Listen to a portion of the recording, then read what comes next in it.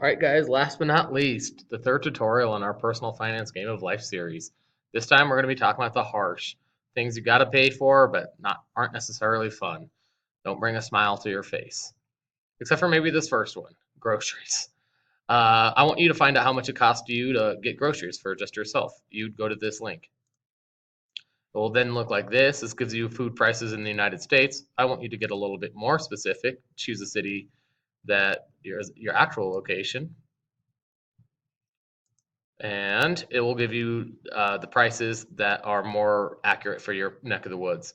Now, these are just local, or sorry, these are just average prices for some common goods, but really the number I want you to be concerned with is this one right here. That's what they say is the recommended minimum amount of money for food per person in that location. So you would put that number here, times that number by the amount of people in your family. Utilities. Utilities, what I want you to do is I want you to go to this article. This gives you the average cost per month for um, utilities like gas, electricity, water. Internet's optional, but in today's age, it's barely optional. Cable TV, I can see you not paying for that, but all these other things are the average cost of stuff. To me, this electricity bill seems high, but maybe that's because it's a much bigger place than mine. Either way, I want you to put those numbers right here. As for choosing a cell phone, this website is going to show you a bunch of different cell phone plans. So what you want to do here is kind of decide how many lines you want. So this would probably be, you, maybe a spouse. I doubt, since it's only 15 years in the future, that any of your young kids would have one. So it would probably be max two. And it's going to give you some plans here. And you can kind of shop around until you find one that you like. And that's this number right here is the one that you would take back to here. When it comes to wearing stuff, this is the link I want you to go to. This shows you the average cost for stuff like food and clothing. So there's actually a couple things I want to point out here. When it comes to food, things get cheaper the more you have.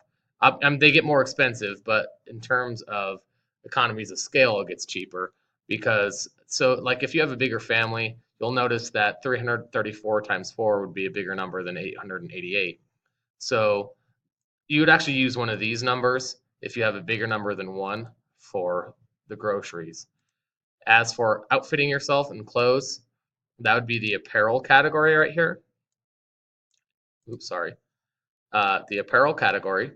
And again, if you're a one person family, this is how much average cost of clothes are for a month is. It gets a little bit more expensive per person, the more people you add, I should say.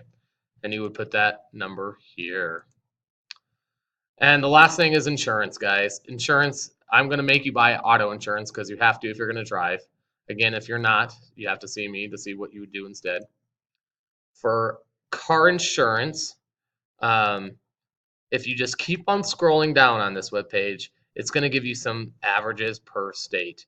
So for Colorado, for instance, it's an average of $1,400. That seems like a big number. Good news, it's annual. So you're going to divide that by 12, and that would be the number that I want you to put here. Life insurance is optional. It's something that you can choose to have, but if you have a spouse and certainly kids, it's something that you should consider because life insurance will basically um, give them some money in case of an untimely death of you. It gives you some rates here.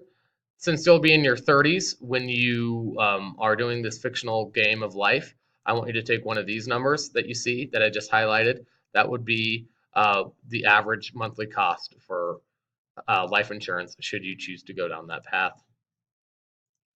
And then finally, this is all about health insurance. Sometimes health insurance is paid for by your job, sometimes it's not.